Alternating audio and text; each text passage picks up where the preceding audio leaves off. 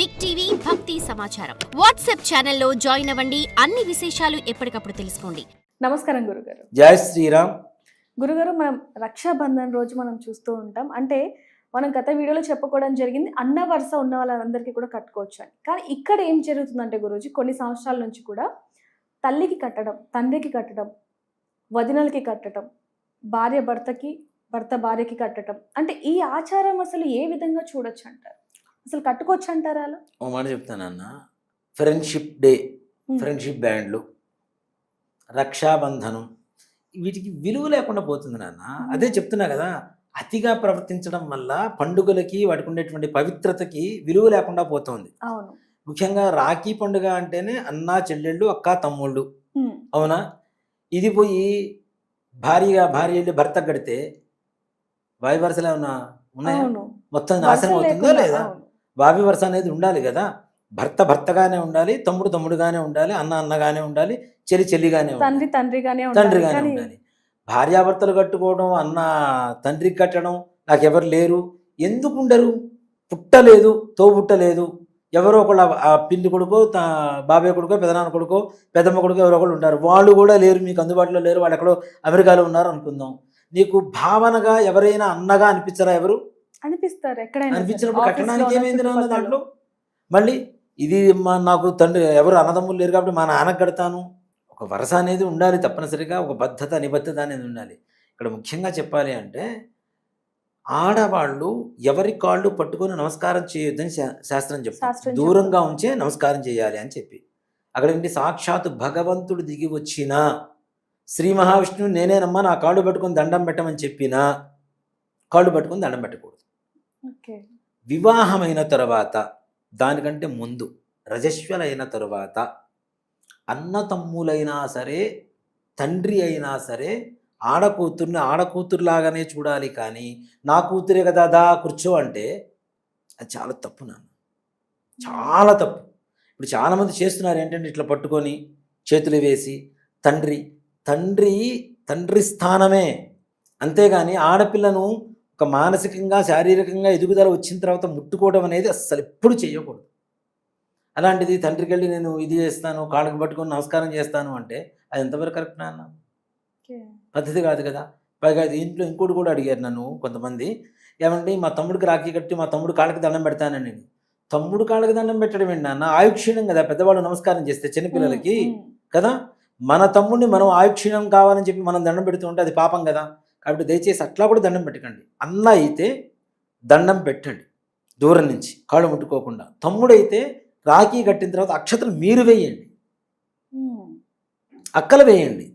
అంతేగాని తమ్ముడు మా తమ్ముడే కదా, దీంట్లో రకరకాల సంప్రదాయాలు ఉన్నాయి నాన్న. నేను చాలా చోట్ల వింటుంటా, ఆడపడుచు మా ఇళ్లలో దండం పెట్టరు మాకెవ్వరు, కాళ్ళకి పసుపు రాయరు, కాళ్ళు ముట్టుకోరు.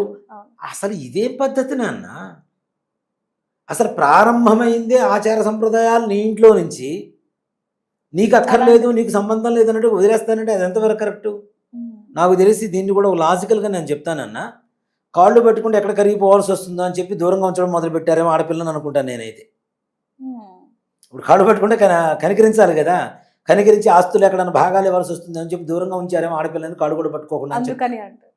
ఆడపిల్లలు నమస్కారం చేస్తారు వీళ్ళు. మళ్ళీ చిన్నవాళ్ళకి తల్లిదండ్రులు కావచ్చు, అన్నదమ్ములు కావచ్చు, ఎవరైనా సరే చిన్నవాళ్ళు కాళ్ళు పట్టుకుంటే ఆయుక్షీణం. చిన్నవాళ్ళ కాళ్ళు పట్టుకునేది ఎక్కడ అంటే, భగవంతుడు ఎంత విగ్రహం ఉన్నా, చిన్నదున్నా పెద్దదున్నా భగవంతుడు కాళ్ళు పట్టుకోవచ్చు. అలాగే ఎవరైనా గురువు, మనకు చదువు చెప్పినటువంటి గురువు మనకంటే చిన్నవాడైనా పెద్దవాడైనా కాళ్ళు పట్టుకోవచ్చు. అలాగే మన ఇంట్లో కార్యక్రమం చేయించేటువంటి బ్రాహ్మణి బ్రహ్మ అంటాం, అవునండి, వాళ్ళకైనా నమస్కారం చేయవచ్చు.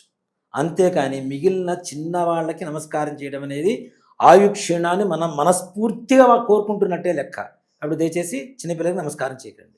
అయితే గురుగారు, అంటే సాంప్రదాయాలు ఇలా ఉన్నాయా లేకపోతే మనుషులు ఇలా మార్చుకున్నారా అనేది తెలియదు. కానీ గురుగారు, భర్త చనిపోయిన వాళ్ళు రాఖీ కట్టకూడదు అంటూ ఇలాంటివి మనం కొన్ని క్వశ్చన్స్ కొంతమంది దగ్గర నుంచి వింటూ ఉన్నాం. అలాగే యూట్యూబ్లో కూడా కొన్ని ఇదవుతూ ఉన్నాయి. అంటే రాఖీ కట్టడానికి చెల్లవుతే చాలు అనేది మనం అనుకుంటున్నాం. కానీ ఇక్కడ పెళ్ళైన వాళ్ళు, అంటే భర్త చనిపోయిన వాళ్ళు కట్టచ్చా కట్టకూడదా అంటే వాళ్ళకి మీరు చెప్పే సమాధానం?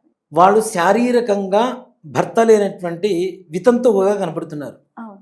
మానసికంగా వితంతువులుగా ఉన్నటువంటి వాళ్ళ పరిస్థితి ఏంటి? అవునా?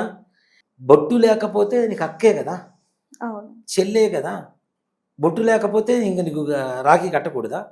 ఓ మాట చెప్తానన్న, చాలామంది పూర్వకాలంలో భర్త చనిపోతే కొడుకు పెళ్ళవుతున్నా కూడా తల్లి మండపం ఎక్కేది కాదు తొందరగా. అవును. కానీ అది కూడా తప్పేనన్న. తల్లి కడుపు ఎప్పుడు చల్లగానే ఉంటుంది. ఆడవాళ్ళంటేనే స్త్రీ మూర్తులు అంటాం మనం. మూర్తి అంటే ఏంటి? పరిపూర్ణత్వం కలగటం, దాన్నే మూర్తితత్వం అంటాం. అలాంటి పరిపూర్ణత్వం ఆడవాళ్ళు కలిగిన తర్వాత, పిల్లలు పుట్టిన తర్వాత భర్త చనిపోతే వాళ్ళు వచ్చి రాఖీ కట్టకూడదు అంటే అది ఎంతవరకు కరెక్ట్? అది ముఖాన బొట్టు లేకపోవచ్చు, కానీ మనసులో ఎప్పుడూ ఆవిడ ముత్తైదువే. వాళ్ళు ఎదురొచ్చినా పక్కకి వెళ్ళిపోవటం, వాళ్ళు రాఖీలు కట్టకూడదని చెప్పటం, వాళ్ళు పక్కకు వస్తే వీళ్ళు పక్కకి వెళ్ళిపోతుంటారు అదేదో అపశకునం అని. అరే నీ తల్లి, నీ చెల్లి, నీ అక్క వాళ్ళ మనసులో నేను ఎప్పుడు కూడా వృద్ధి కోరుకుంటూనే ఉంటారు. అంతేగాని వాళ్ళకి బొట్టు లేదని చెప్పి వాళ్ళతో రాఖీ కట్టించుకోకూడదనే శాస్త్రం ఎక్కడా లేదు నాన్న. దాంట్లో ఏ రకమైనటువంటి ఇది లేదు, సంప్రదాయాలు ఎక్కడా లేవు. అసలు రాఖీ కట్టించుకోవడమే మంది కాదు అనుకున్నప్పుడు ఎవరు కడితే ఏముంది, ఎలా ఉంటే కడితే ఏముంది? వాళ్ళు మనస్సు ప్రధానంగా మంచిగా ఉందా లేదా, నీ బాగు కోరుకుంటున్నారా లేదా, అంతేగాని వాళ్ళు ఎలా ఉన్నా కూడా నీకు ఏ రకమైనటువంటి సంబంధం ఉండదు, కట్టించుకోవచ్చు చక్కగా. అయితే గురుగారు, ఈ రోజుల్లో మనం చూసుకుంటే గత కొన్నేళ్ల నుంచి కూడా రాఖీ పౌర్ణమి అనగానే ఆ ఒక్క రోజే బంధాలు గుర్తుకొస్తాయి, బంధుత్వాలు గుర్తుకొస్తాయి అని చెప్పొచ్చు. అంటే అన్నకి చెల్లి, చెల్లెకి అన్న గుర్తుకొస్తూ ఉంటారు.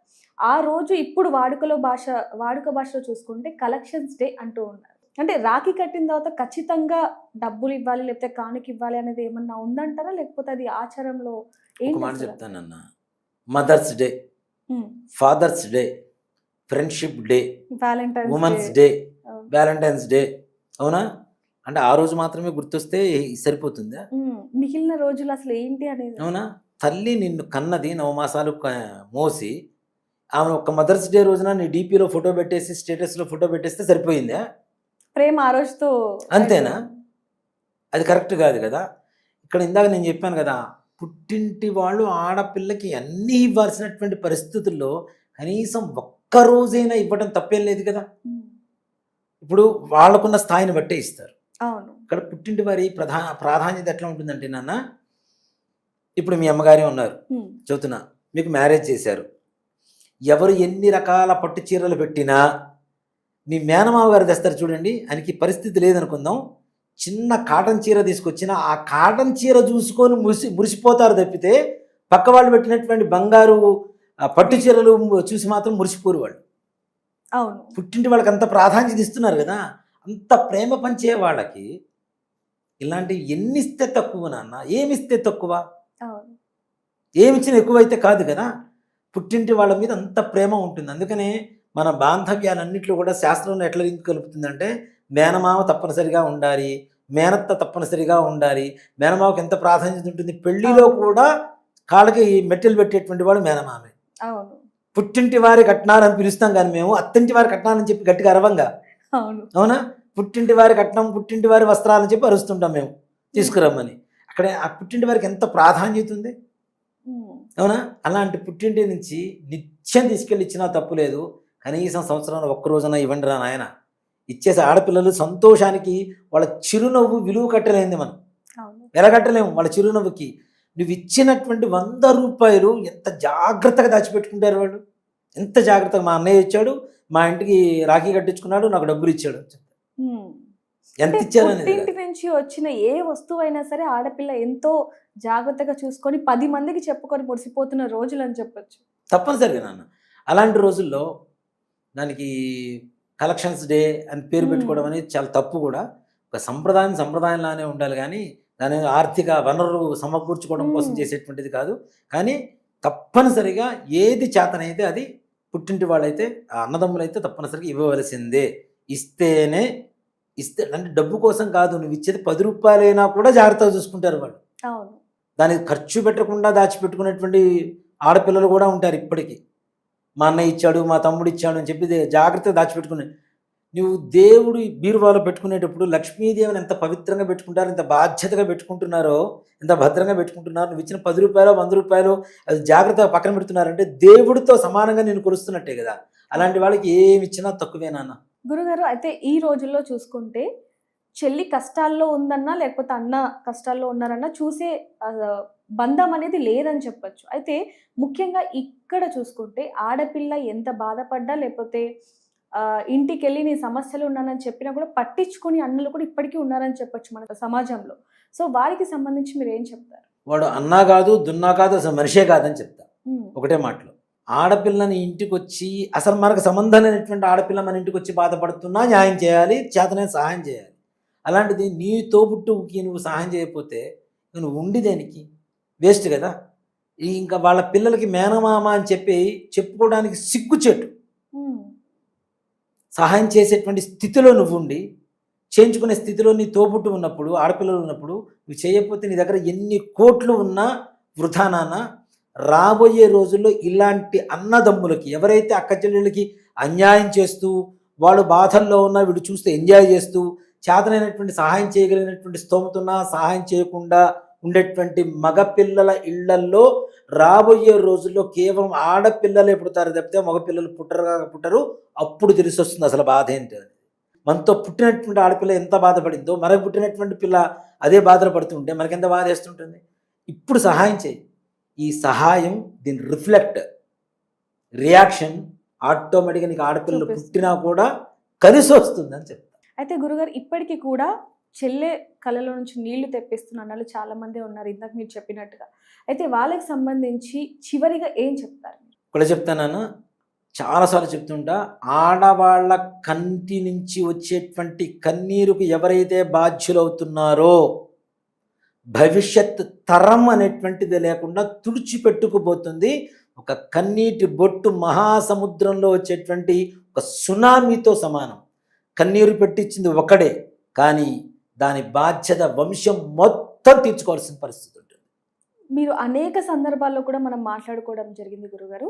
అంటే పుట్టింటి నుంచి వచ్చేది ప్రతి ఒక్క రూపాయి కూడా ఆడపిల్లకి చెందాల్సిందే అంటూ ఉంటారు. అయితే ఈ రాఖీ పండుగ సందర్భంలో చాలా మంది రాఖీ కట్టేసి నీ దగ్గర చాలా ఆస్తి ఉంది, లేకపోతే నీకుందిలే నీకు ఎందుకు ఇవ్వాలి అన్నట్టుగా వెళ్ళిపోతూ ఉంటారు. కానీ పెళ్ళైన తర్వాత కూడా ఆడపిల్లకి లోపల ఉంటూ ఉంటుంది. ప్రతి ఆడపిల్లకి కూడా పుట్టింటి నుంచి ఏదో ఒకటి చీరనో సారనో రూపాయి ఏదో ఒకటి అలా ఇవ్వని వాళ్ళు ఏంటంటారు అసలు మామూలుగా? ఇవ్వగలిగిన తరువాత కూడా ఇవ్వలేకపోవడం అనేది దౌర్భాగ్యం నాన్న. అష్టదరిద్రాలు అంటారు. అష్టదరిద్రం కాదు, ఇది నిత్యదరిద్రం. ఇవ్వగలిగినటువంటి స్తోమత ఉండి కూడా ఇవ్వలేకపోవడం అనేది, వాడంత దరిద్రుడు ప్రపంచానికి ఎవరు ఉండరు. నిత్యం దరిద్రం అనుభవించేటువంటి కోటీశ్వరుడు. ఒక మాట చెప్పాలంటే దరిద్రం అంటే ఏంటప్పుడు డబ్బులు ఒకటే కాదు, తర్వాత పడేటువంటి బాధలన్నిటికీ ఇవే కారణాలు అవుతూ ఉంటాయి. పుట్టింటి నుంచి వాళ్ళు ఏం కోరుకుంటారు నాన్న? 100 కోట్లు ఉన్న వాళ్ళు ఏమీ కోరుకోరు, నువ్వు ఏది ఇస్తే తీసుకుంటారు. కానీ దాన్ని జాగ్రత్తగా చూసుకునేటువంటి ఆడపిల్లలకి తప్పు లేదు ఇవ్వడంలో. ఇవ్వకపోతేనే తప్పు అని చెప్తా. నీ ద్వారా ఒక అమ్మాయి అంటే పుట్టింటి నుంచి వెళ్ళినటువంటి ఒక స్త్రీమూర్తి సంతోషపడకపోయినా పర్లేదు, కానీ బాధపడటం మాత్రం అస్సలు చేయకూడదు. బాధపడ్డారా నీ వినాశనం ప్రారంభమే. నిజంగా గురుగారు రాఖీ పౌర్ణమి గురించి చాలా చక్కగా అనేక విషయాలను కూడా మాతో పంచుకున్నారు. థ్యాంక్ యూ అండి. శ్రీమాత్రే నమః. శ్రీ గురుభ్యో నమః. For more videos like this, subscribe Big TV channel.